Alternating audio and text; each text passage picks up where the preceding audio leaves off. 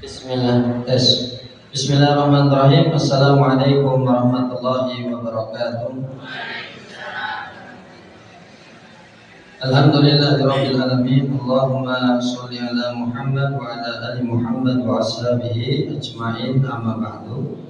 Ibu dan Bapak yang insyaallah dirahmati oleh Allah Subhanahu wa taala. Kita lihat jadwal kajian di Masjid Al-Mu'awanah, kajian rutin daerah Boyolali. Saya di Boyolali itu ada 24 masjid. Ini Masjid Al-Mu'awanah. Al-Mu'awanah itu nomor 6. Ini Al-Mu'awanah nomor 6 karena di Al-Mu'awanah itu pakai tanggalan Jawa. Jadi kan bergerak-bergerak terus. Jadi saya kan jatahnya di ahad kelima gitu. Ya kadang jatuh di ahad pertama, kedua, ketiga bisa ke 5. Nah dan Bapak, terakhir isi kayaknya di bulan November tentang bab manakib duit.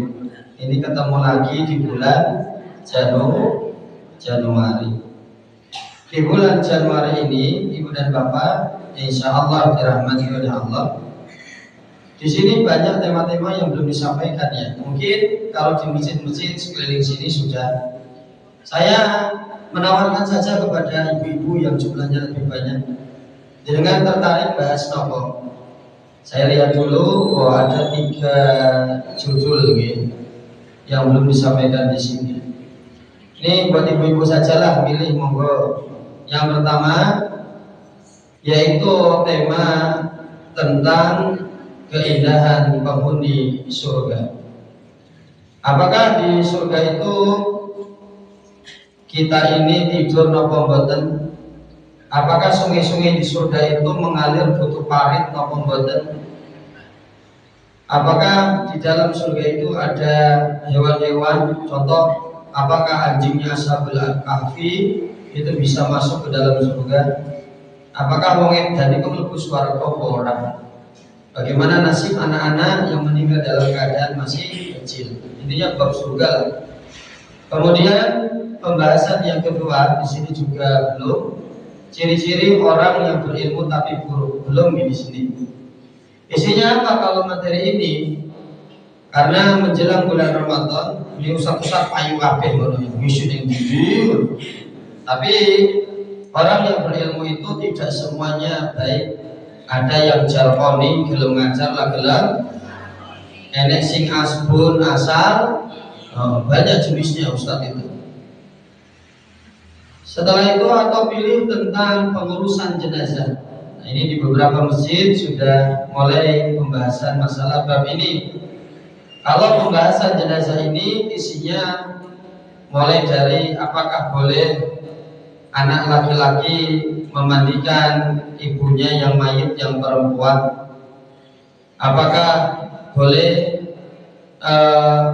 memandikan dengan cara dibangku, terus siapa yang pertama kali manusia yang dimandikan, dikafani dan sebagainya. Jadi ada 3 judul yang saya tawarkan Ibu. Yang pertama, orang berilmu tapi buruk, keindahan surga, atau pengurusan jenazah khusus Al-Mu'awanah ibu-ibu. Gimana Bu? Fikih. Jenazah. Oh, banyak jenazah Bu. Jadi jenengan kudu ngalah ya. Yang lain tetap disampaikan nanti di sini, tapi sebulan sekali. Pengurusan jenazah, belajar mengurus jenazah kewajiban yang sering terlupakan. Bahwasannya ilmu dalam mengurusi jenazah bukanlah ilmu sembarangan. Ilmu ini turun dari langit. Siapa orang yang pertama kali dimandikan, dikafani, yaitu Nabi Adam alaihissalam. Dalam Musnad Imam Ahmad menjelaskan, ketika Nabi Adam sedang sakit, maka Nabi Adam ini astahyi min thimaril jannah. Nabi Adam meminta kepada anaknya agar dicarikan buah-buahan dari surga. Anaknya kemudian mencari buah-buahan tersebut, akan tetapi tidak menemukan. Ketika mencari buah-buahan, anak-anaknya Nabi Adam fastaqbalathumul malaikah, bertemu dengan rombongan para malaikat dan ditanya. Singkat cerita, malaikat ini kemudian bilang, irji'u faqad qudiya abukum, sudah, jangan nyari buah-buahan untuk bapakmu itu sudah mau meninggal, pulang saja. Maka anak-anaknya Nabi Adam kemudian pulang, diikuti rombongan malaikat ini. Ketika sampai di rumahnya Nabi Adam melihat rombongan orang ini. Lalu Nabi Adam berkata kepada istrinya, min kibari, wahai Hawa istriku, yang ikut dengan anak-anak kita bukan dari golongan kita. Karena Nabi Adam kan orang pertama yang hidup di alam dunia. Jadi Nabi Adam muda. Iki kaumku iki dudu. Dan Nabi Adam tahu yang datang itu para malaikat. Singkat cerita, fayaqbidu, rohnya Nabi Adam ditarik, wa ghassaluhu, kemudian dimandikan, wa kafanuhu, kemudian dikafani, wa hanutuhu, kemudian diberikan parfum, wa hafaru lahu wa alhadu lahu, kemudian digalikan kuburan untuk Nabi Adam, wa sallu alaihi, kemudian disolatkan oleh malaikat, thumma dakhalu qabruhu fa wadda'uhu fi qabrihi, dan jasadnya Nabi Adam dimasukkan ke dalam liang lahat. Lalu malaikat ini berkata, ya bani Adam, wahai anak keturunan Adam, hadhihi sunnatukum, ini adalah ajaran untuk kalian dalam mengurusi jenazah mayit seorang muslim. Kesimpulannya, tata cara mengurusi jenazah adalah ilmu yang turun dari langit. Memandikan jenazah hukumnya fardu kifayah. Jika sudah ada yang memandikan, maka muslim yang lain gugur kewajiban. Adapun kriteria mayat yang wajib dimandikan, yang pertama harus beragama Islam. Dijelaskan dalilnya, wala tusalli ala ahadin minhum mata abadan. Janganlah kalian menyolati salah satu di antara kalian yang meninggal, wala taqum ala qabrihi, dan janganlah berdiri di atas kuburannya untuk mendoakan ini. Innahum kafaru billah, jika orang yang meninggal orang yang tidak beriman kepada Allah. Asbabul surat At-Taubah ayat 84 mengisahkan Abdullah bin Ubay bin Salul, seorang pemimpin munafik dari orang Madinah. Ketika meninggal, anaknya Abdullah bin Abdullah memohon kepada Nabi, wahai Nabi Muhammad, bapakku telah meninggal, tolong doakan dong. Maka Nabi mau mendoakan, ditegur dengan turunnya ayat ini. Karena Abdullah bin Ubay bin Salul seorang munafik yang berat. Munafik berat ini di materi keindahan penghuni surga termasuk golongan orang-orang yang selama-lamanya tidak mungkin akan masuk ke dalam surganya Allah. Jadi di materi ini ada orang-orang yang di dalam neraka selama-lamanya, ada orang yang di dalam neraka cuma sebentar. Ada 3 golongan orang yang di dalam neraka selama-lamanya. Yang pertama, pelaku perbuatan kesyirikan. Itu saklawase ning neraka, ra mungkin bisa masuk ke dalam surga. Innahu man yusyrik billah faqad harramallahu alaihi jannah. Orang-orang yang berbuat kesyirikan selama-lamanya berada di dalam neraka. Harramallahu alaihi jannah. Allah mengharamkan untuk dia dimasukkan ke dalam surga. Artinya Bapak Ibu, hati-hati dengan perbuatan dosa ini. Kemarin saya mendapatkan kisah, ada orang yang habis pulang haji, hajinya haji furoda. Selesai pulang haji, cek senang, koleksi keris, koleksi jimat, boleh neng buli sedikit dari buku, tak kira buku tafsir, buku primbon. Nah ini nggak hajinya mana dulu.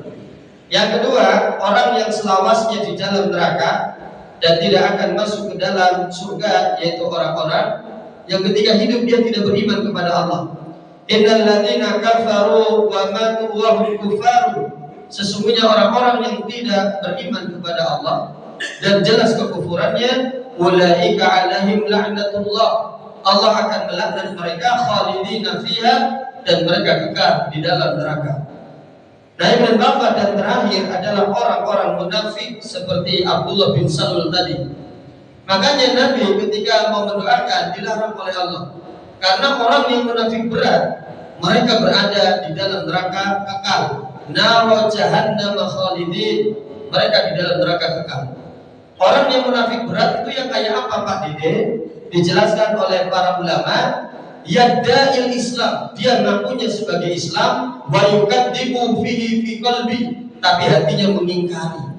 Jadi lisannya cuma ada di bibir saja. Wa yubghidu syariah, dia sangat benci terhadap syariat Pak. Jadi lihat ibu-ibu pakai kerudung, orang sumo. Lihat bapak-bapak ada jenggotnya, haji atau neng Mekah, mau pilih piknik baik. Jadi dia sangat benci dengan aturan-aturan agama Islam, munafik berat. Nah, dijelaskan dalam materi tadi, Abdullah bin Ubay bin Salul, dia meninggalnya dalam keadaan buruk dan orang-orang tahu dia itu munafik berat. Ketika Nabi mau mendoakan maka dilarang oleh Allah dengan turunnya Quran surat At-Taubah ayat 84. Selanjutnya Ibu dan Bapak, ada pertanyaan dari jamaah. Bapak Ibu, ini materinya banyak, saya bitnya harus cepat. Kalau tidak nanti materinya tidak selesai. Nah Ibu dan Bapak, ada pertanyaan, Pak Dede bagaimana hukumnya mengurusi orang-orang yang non-muslim ketika meninggal? Untuk hal ini dari kalangan ulama ahli fikih ada dua pendapat. Yang pertama, pendapat yang membolehkan disampaikan oleh Imam Abu Hanifah dan Imam Ahmad. Boleh, tapi dengan syarat. Syarat yang pertama, darahim mahramin minal muslimin. Orang non-muslim ini ketika hidup menyayangi orang-orang muslim dan tidak memusuhi orang-orang muslim. Syarat yang pertama, non-muslim boleh kita cawe-cawe ikut mengurusi jenazahnya ketika masih hidup. Dia tidak memusuhi orang Islam dan penyayang kepada orang Islam. Yang kedua, kata Imam Syafi'i, wa aqaribul kuffar ahaqqu, yang ikut cawe-cawe ngurusi jenazahnya adalah kerabatnya, keluarganya. Dalilnya adalah ketika Abu Thalib wafat. Ketika Abu Thalib wafat, Ali bin Abi Thalib mendatangi Nabi. Ya Rasulullah, inna ammaka adal. Wahai Nabi, pamanmu yang belum masuk Islam itu qad tuwfiya, telah meninggal. Faqala, kata Nabi, idhab, pergilah Ali fagsilhu, mandikan bapakmu, wa kafinhu, kafani, dan urus jenazahnya. Ali bin Abi Thalib itu Islam, bapaknya musyrik, penyembah berhala, dan ketika meninggal Ali boleh mengurusi bapaknya. Jadi cawe-cawe mengurusi jenazah yang non muslim boleh dengan syarat. Satu, non muslim yang ketika hidup penyayang, yang kedua yang mengurusi kerabatnya. Bisa diterima. Pendapat yang kedua, pendapat dari Imam Abu Hanifah. Maaf, pendapat yang kedua pendapat dari Imam Malik dan Imam Hambali, itu tidak boleh. Li'anal muslim la yaksilul kafir wa la yatawalla dafnahu. Seorang muslim tidak boleh memandikan orang-orang yang non muslim atau mengurusi jenazahnya karena tidak ada kewajiban loyalitas kepada mereka. Artinya mengurusi jenazah itu kan urusan ibadah. Kalau urusan ibadah, lakum dinukum, umatmu ya diurusi umatmu, umat Islam ya diurusi umat Islam. Dan dan Bapak yang insya Allah dirahmati oleh Allah Subhanahu wa Ta'ala, syarat yang kedua, jenazah yang dimandikan jika sebagian besar masih utuh. Dijelaskan oleh Al-Imam An-Nawawi, aksaruhu aw nisfuhu fa aksaruhu, jika mayitnya 50% lebih plus ada kepala, yughassalu wa yusalla alaihi, maka kita mandikan, sholatkan, dan kuburkan, lengkap empatnya. Kita mandikan, kafani, sholatkan, kuburkan. Bisa diterima nih? Kalau 50% lebih. Dalilnya adalah kasru admil mayyit ka kasri hayyan. Mematahkan tulang mayit sama saja mematahkan tulang orang yang masih hidup. Dari hadis ini, tubuh mayit tetap memiliki kehormatan. Karena itu bila sebagian tubuhnya ditemukan, maka diperlakukan seperti jasad utuh. Jadi kalau 50% lebih, 4 hak mayit dapat.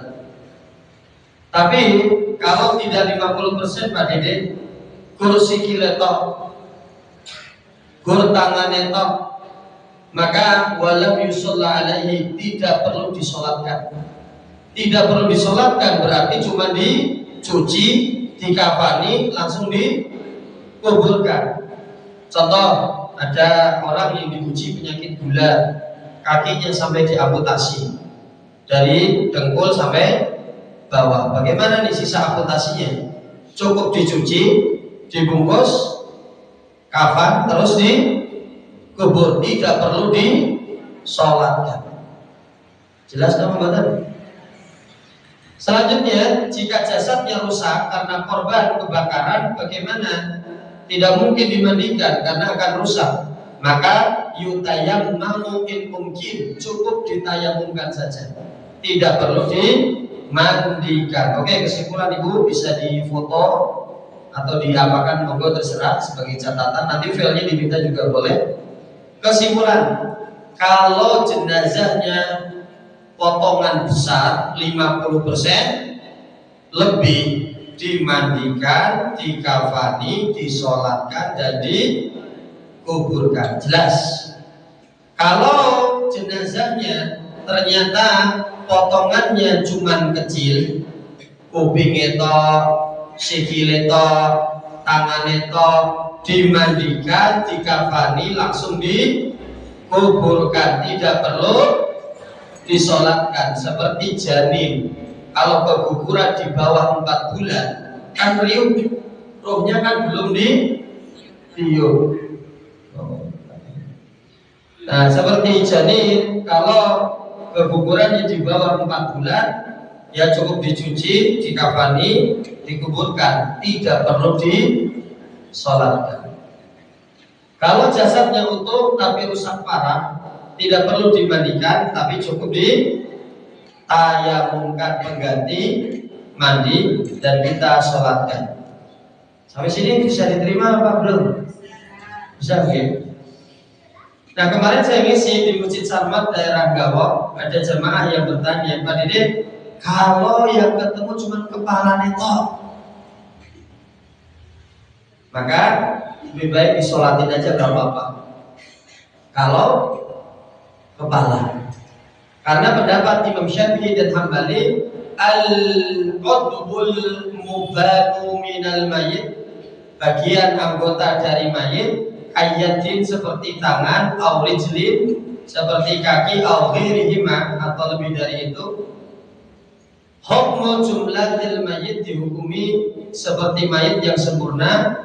Wa yuksalu wa yukafanu wa yusalla alaihi wa yudfanu. 4 hak mayit dapat, khusus nama kepala untuk ta'zim, menghormati orang ini. Khusus nama kepala, khusus soal kepala. Lanjut. Oke. Untuk orang yang syahid, syahid ada 2 jenis ya. Ada syahid di medan perang, ada syahid di luar medan perang. Kalau syahid yang di medan perang tidak usah dimandikan. Illa ja'a yaumal qiyamah, karena orang ini akan datang besok di akhirat. Wal launu launu dam, darahnya tetap warna merah mengalir. Warihu rihul mis, tapi baunya bukan amis, bukan anyir, tapi bau harum. Biarkan sebagai tanda kemuliaan besok di akhirat menghadap Allah, sisa-sisa perjuangannya masih terlihat. Kalau jenazah syahid di medan perang, yang kedua tidak usah disolatkan, karena sholat itu tujuannya mendoakan mayit. Sedangkan para mujahid yang meninggal di medan perang, yughfaru li syahidi inda awwali daf'atin min damihi, ketika darahnya pertama keluar, dosanya sudah diampuni. Kalau syahidnya di luar medan perang, dijelaskan seperti al-mad'un, orang yang meninggal karena wabah itu syahid. Wal gharib, meninggal karena tenggelam itu syahid. Wasahibul hadmi, orang yang meninggal karena tertimpa reruntuhan itu syahid. Wal mabtun, yang meninggal karena sakit di perut itu syahid. Kalau syahidnya di luar medan perang, maka 4 hak mayit tetap kita tunaikan. Tadi yang pertama dikafani, dimandikan, dikafani, disolatkan dan dikuburkan. Dalam memandikan jenazah ada 4 perkara yang harus diperhatikan. Yang pertama, perhatikanlah tempatnya, perhatikan orangnya, perhatikan alatnya, dan tata cara yang benar. Yang pertama, tempat memandikan mayit. Di masyarakat kita memandikan mayit dilakukan di halaman rumah yang penutup auratnya sangat terbatas, cuman pakai jari 4 dicekeli, iso dadi tontonan sak kampung. Betul apa betul? Bu, nek jenengan adus ning depan rumah ditotoni bocil-bocil sak kampung isi nama mboten? Mayit yo sami. Jadi hendaklah tiap tempat memiliki tempat khusus untuk memandikan, artinya sarana dan prasarana seperti taruh atau satir seperti ini. Saya sudah menyampaikan materi ini di Masjid Al-Anwar Talang sini. Pak Rejo itu bilang, tong mereka sudah punya kayak gini Pak Didi, disimpan di makam. Jadi kalau memandikan jenazah, jenazahnya tertutup auratnya dengan baik. Man ghassala mayyitan fasatarahu, barang siapa yang memandikan mayit dan menjaga auratnya, kehormatannya, aibnya, satarahallahu minad dunub, maka Allah akan menutupi dosa-dosanya. Tradisi di masyarakat kita yang kedua, memandikan mayit dengan cara dipangku, tidak rekomendasi. Tradisi budaya boleh dilestarikan karena itu hasil produk pemikiran manusia selama tidak bertentangan dengan Al-Quran dan Sunnah. Makanya fungsi dari agama adalah menyaring tradisi, mana yang harus dilestarikan, mana yang harus cukup sampai di sini saja, gitu loh. Memandikan mayit dengan cara dipangku, mudaratnya lebih besar daripada manfaatnya. Manfaatnya apa?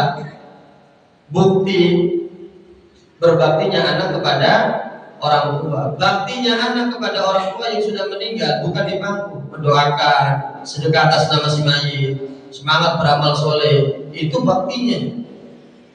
Kalau memandikan mayit dengan cara dipangku, yang pertama kurang bersih, yang kedua kotorannya kemana-mana, tersingkap auratnya, bahkan bisa merusak jenazahnya. Mudaratnya lebih besar daripada manfaatnya. Makanya dalam kaidah usul fikih, darul mafasid muqaddamun ala jalbil masalih, menghindari keburukan harus diutamakan daripada mengambil manfaat. Lebih baik kita cari tempat khusus untuk memandikan mayit. Yang kedua, tentang orang yang memandikan, itu ada kriterianya, tidak boleh sembarangan. Yang pertama, orang yang amanah, bisa dipercaya. Yang kedua, orang yang diwasiatkan. Jika almarhum ini berwasiat, sesuk aku nek mati sing ngedusi iki, oh ya. Qadarullah, almarhum ini tidak berwasiat, maka yang paling berhak adalah keluarganya. Keluarganya dulu yang memandikan. Keluarganya wedi aja wedi. Ora iso. Oh ya wes, berarti yang paling berhak orang yang paling berilmu di daerah tersebut. Laki-laki dibandingkan laki-laki, perempuan dibandingkan perempuan, kecuali suami istri. Jika yang meninggal adalah anak-anak yang usianya di bawah 7 tahun, 6, 5, 4, boleh yang memandikan siapa saja, bapaknya, ibunya, laki-laki, perempuan diperbolehkan. Selanjutnya, berapa jumlah menurut para ulama dalam memandikan jenazah? Di masyarakat kita, Bu, jujur teng desa panjenengan yang memandikan mayit jumlahnya berapa? Wakeh pokoknya. Saya kemarin hari Kamis ketiga pada maghrib sampai isya, saya ngisi di perumahan Gria Purwantara daerah Keras. Ada jamaah yang nanya, Pak Dede mohon izin, saya itu memandikan jenazah lanang itu tak dusi. Jadi wong akeh. Nah, dan Bapak yang hadir, menurut para ulama, fa inna ghasalahu wahidun 'alal wajhi as-sahih. Jika yang memandikan satu orang itu sudah cukup dan sudah gugur. Contoh, jenazah-jenazah yang dimandikan di rumah sakit, kadangkala karyawan yang mengurusi jenazah ini memandikannya cuma satu orang itu sudah cukup. Akan tetapi para ulama menjelaskan salasa wa aktsara, lebih dari satu itu lebih baik. Minimal atau maksimal 3 itu sudah banyak. 3 itu sudah banyak. 3, 4 itu sudah banyak. Jadi simulasinya kalau 3 orang, satu orang yang memegang kepala, membolak-balikkan badan, satu orang yang menyirami air, satu orang yang menggosok-gosok badannya si mayat. Jadi 3 orang itu sudah banyak. Oleh sebab itu ketika memandikan yang tidak berkepentingan dah menjauh saja. Selanjutnya ibu dan bapak yang hadir, nah ini dalilnya.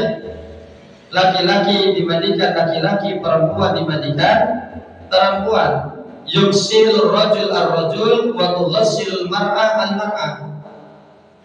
Ibu ini bilang, nah Pak Dede terus gimana ya? Dulu yang memandikan laki-laki, wah aku ibunya nanya ke ibu. Ya yang karena nggak tahu dimaafkan ya. Ramudan. Kecuali suami dan istri. Jadi dijelaskan annahu ghassala Fatimah, bahwasannya Ali bin Abi Thalib memandikan Fatimah anaknya Nabi ba'da mautiha, ketika Fatimah ini meninggal sendirian saja. Bagaimana hukumnya anak laki-laki memandikan jenazah ibunya yang perempuan? Nah ini sering jadi perdebatan. Menurut pendapat ibu, saya akan melemparkan pertanyaan, boleh tidak anak laki-laki memandikan jenazah ibunya yang perempuan? Tidak boleh. Sepakat ya. Sing anake papat 5 lanang kabeh. Sing ngatur kami mantune ya, Bu. Berarti yang memandikan nanti mantune atau tim perempuannya. Kata Imam Hanafi, la yajuz lirrajul, tidak boleh seorang laki-laki an yughasila imra'atan, memandikan jenazah perempuan walau kanat ummahu, walaupun yang dimandikan adalah ibunya. Alasannya kenapa? Karena nanti akan menyentuh dan melihat aurat mughalladah yang dimiliki ibunya. Aurat mughalladah adalah aurat yang berat. Kalau perempuan dari dada sampai lutut. Aurat mughalladah perempuan hanya boleh dilihat oleh suaminya saja atau oleh sesama perempuan. Nah, ibu dan bapak, insya Allah dirahmati oleh Allah, dikiaskan pakai logika saja itu masuk Bapak Ibu. Kalau panjenengan mau berangkat kerja ke pasar atau ngajar atau ke kantor, anak jenengan usia 2 tahun nek atus dewe-dewe kesuwen sisan atus bareng seroto kendel. Tapi nek anaknya sudah kuliah milih atus bareng ibu, yo saru apa tuh, betul. Begitu juga ketika memandikan jenazah, ibunya kalau hidup lagi gitu, yo isi diadusi anak lanang itu.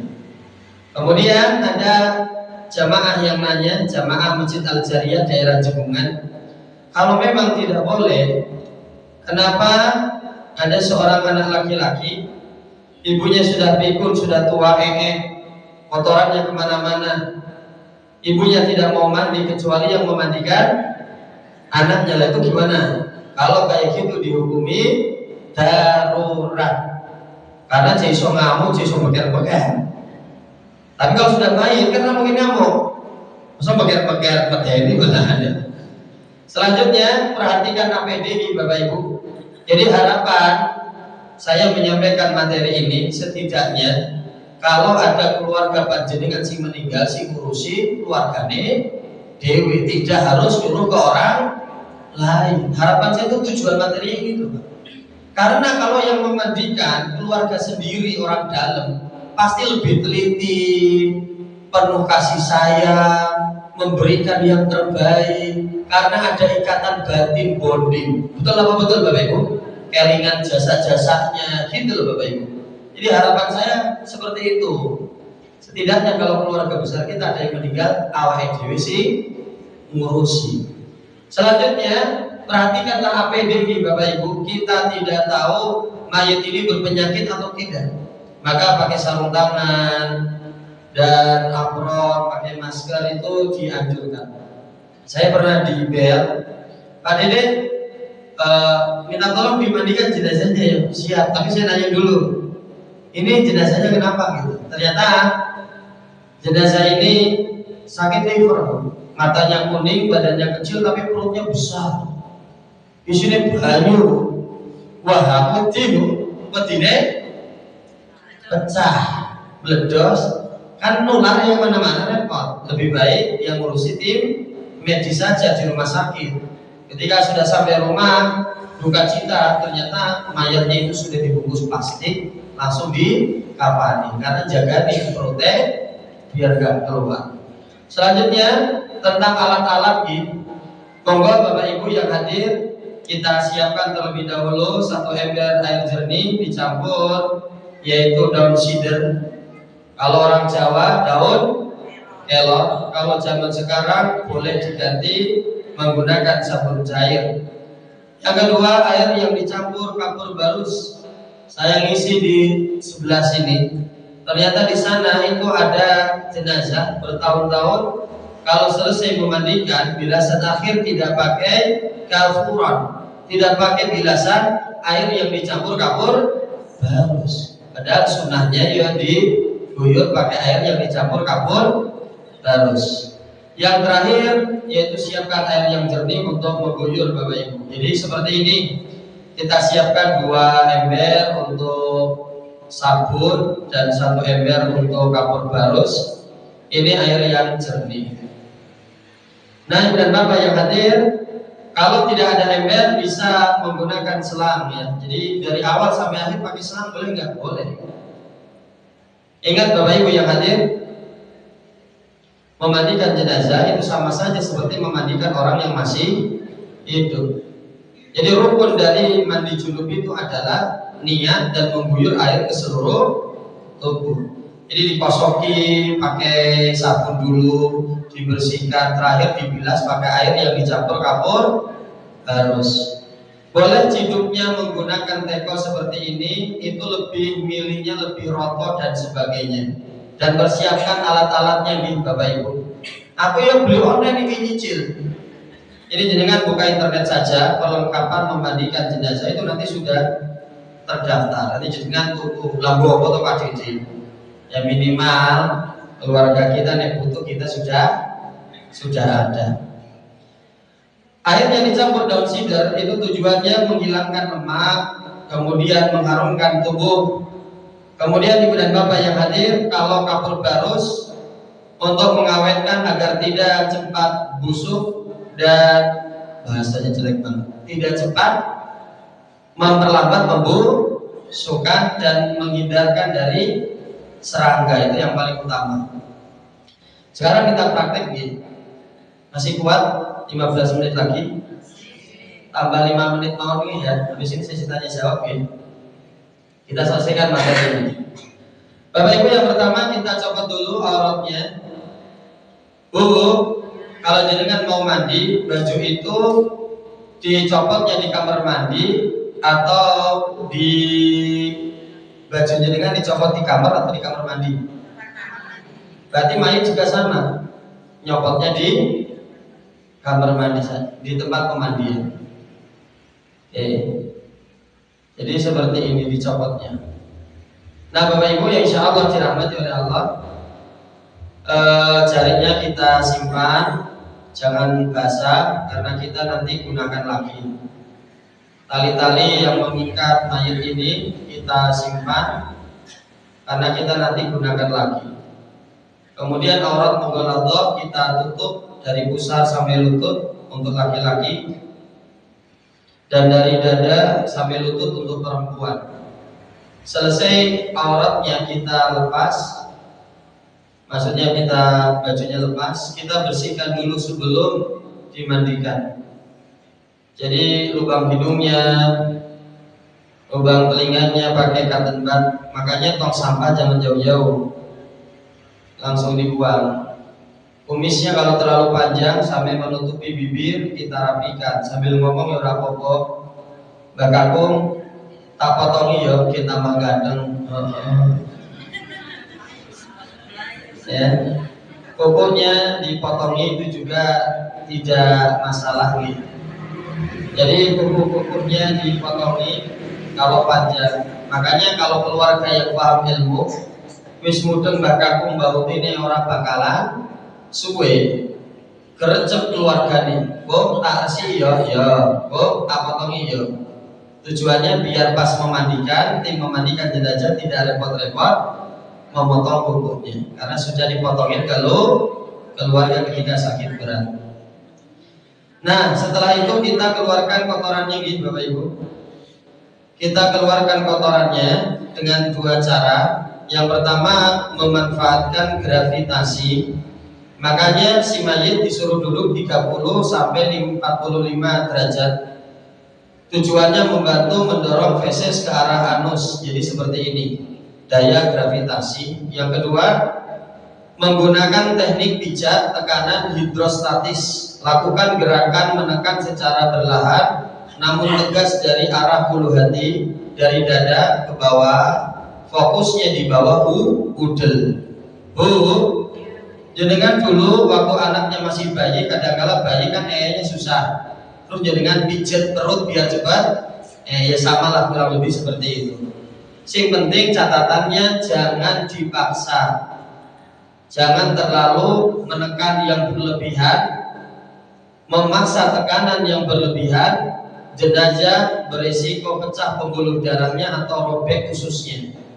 Karena mayat manusia yang pertama kali mulai membusuk bagian perut dan kemaluannya, mulai empuk. Nah, jenengan nekennya terlalu keras bisa jebol yang di dalam. Kalau sudah jebol, efek negatifnya apa?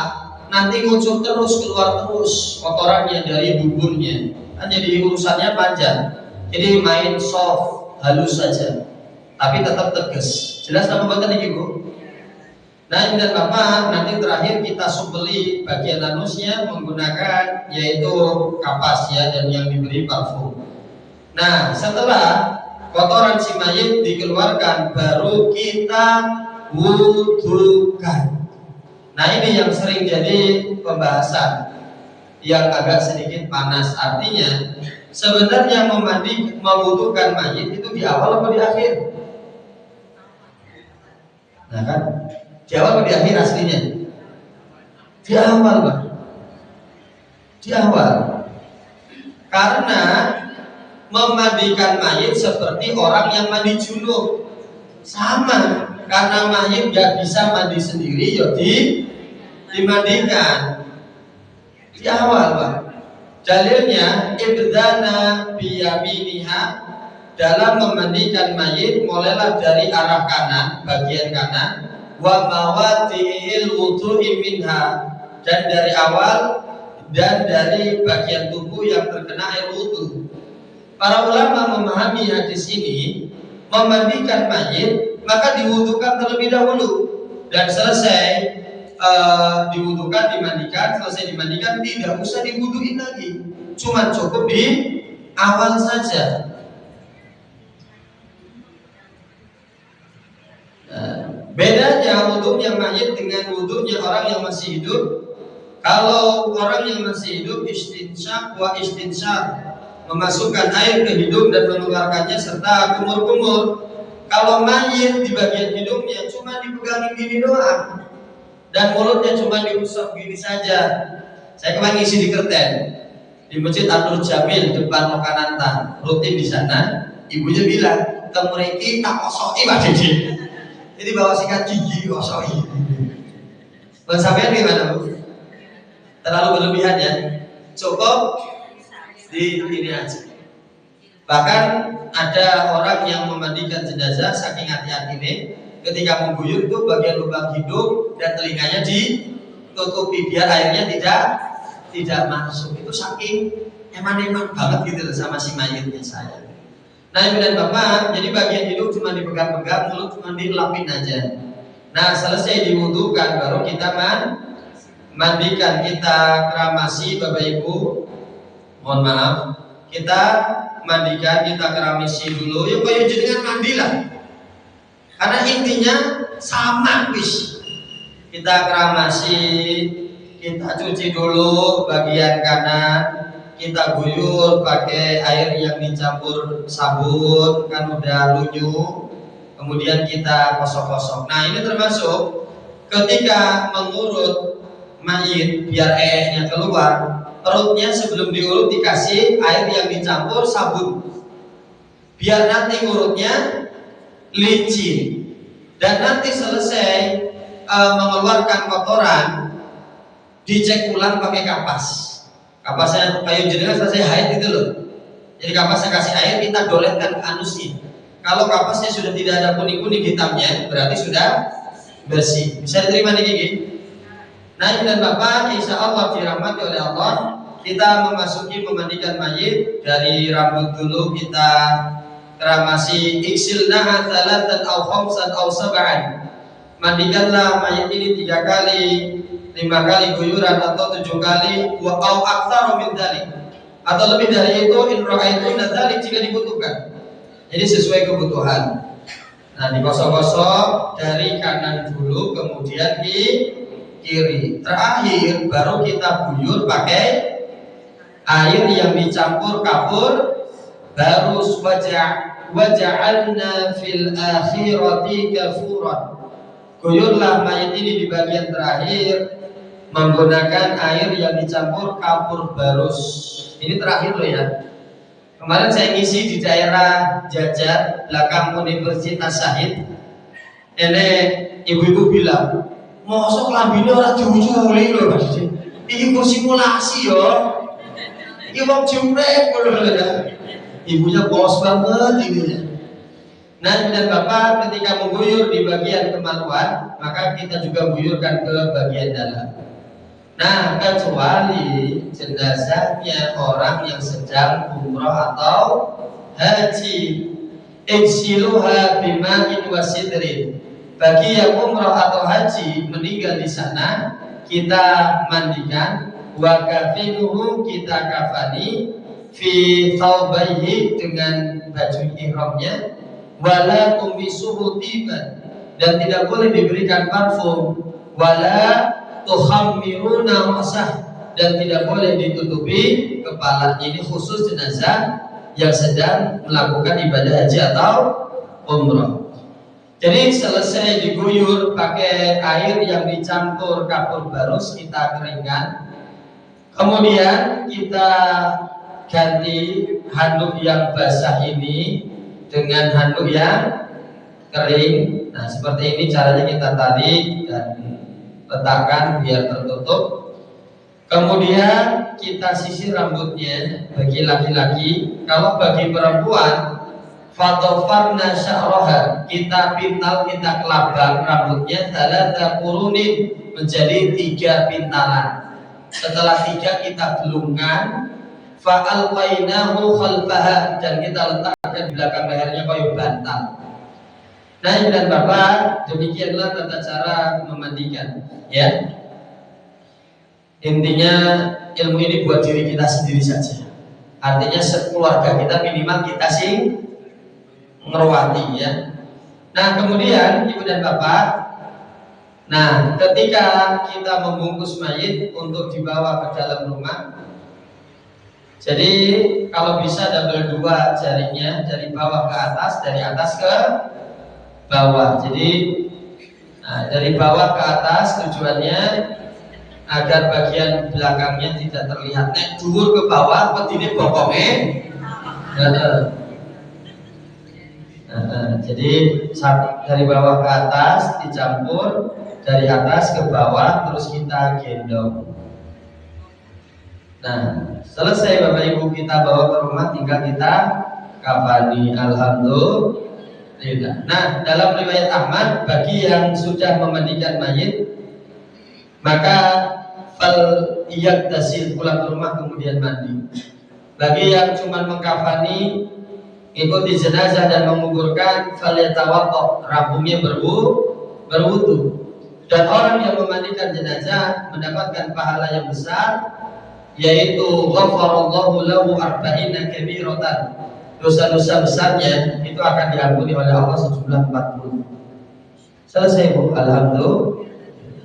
Pak Dede kalau habis dimandikan, pas dikafani keluar kotorannya gimana? Tinggal diambil bagian kotorannya saja. Makanya Bapak Ibu, kemarin saya ngisi di IPHI Tulung, ada pertanyaan, boleh tidak si mayit ini ketika mengkafani tidak menggunakan kafan dari kain, tapi diganti menggunakan pampers. Jadi mayitnya di pampers sih. Boleh tidak Bu? Boleh. Dengan catatan dalam keadaan darurat. Contoh mayit ini ketika mau meninggal sakit parah, habis operasi, atau otot-otot bagian perutnya itu mengalami kekendoran yang parah, atau bagian anusnya kendor sehingga air keluar terus, ditempeli kapas metune, kapasnya nanti teles sampai mengotori kain kafan. Nah itu jadi perkara malahan. Padahal menjaga kesucian kain kafan itu sangat diharuskan. Ini dalilnya, fatwa ya. Jadi innal maksud minal husli, tujuan dari memandikan mayit, huwa nadhafah, untuk membersihkan mayit ini. Fa idza kharaja minal mayit sayun ba'dal husli, jika setelah dimandikan mayit ini masih mengeluarkan kotoran, wajib saddul mahraji biqatnin, maka tutuplah menggunakan kapas. Fa in lam yantani, jika kapas ini ternyata tidak memungkinkan, kurang, terus tutupi kotornya, wajib saddul mahraji biqatnin, maka fahafadhatu taqumu maqamahu wa hiya awwala fi hadhihi zaman. Maka di zaman modern seperti ini, pampers itu lebih kuat daripada kapas. Dan isinya pampers yo kapas kecuali boleh likuwati dobtiha linajasati, untuk menguatkan menahan najis biar tidak terkena, karena juga pun nanti kena kafan kotor, bau dan sebagainya, mengurangi, membuat kehormatan mayit jadi hancur.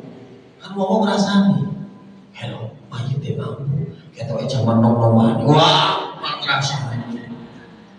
Termasuk ketika panjenengan bertakziah, itu aja cekikikan, malahan guyon cekikikan. Wah, dalam hadis dijelaskan, kalau kita takziah, mengurusi mayit, mengkafani, menguburkan, memandikan, lam yatakallam,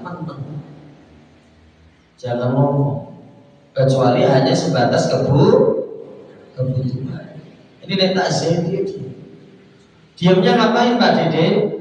Kalau takziah itu diamnya dijelaskan oleh Al-Imam An-Nawawi, an yakuna khasiyah, timbulkanlah rasa takut di hati panjenengan. Artinya jenengan yo pasti bakalan mati kaya ini. Kemudian sakinan, tenanglah kalau takziah. Jadi nggak boleh bercanda, itu nggak boleh. Mutakafiran fi amril akhirah, memperbanyak ingat beratnya besok di alam barzah. Jadi diam seperti itu. Sudah capek Pak? Udah dulu ya. Besok-besok lagi ya.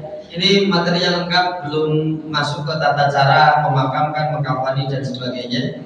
Tapi boleh loncat bertanya ke bab menyolati jenazah, langsung loncat bertanya ke menguburkan jenazah, diperbolehkan. Monggo silakan. Monggo dipotong. Saya akhiri dulu ya. Pak Mustaqim biasanya tak akhiri dulu karena live sosmed. Saya akhiri dulu. Wa akhiru da'wana alhamdulillahirabbil alamin. Wassalamualaikum warahmatullahi wabarakatuh. Oke, sekarang santai.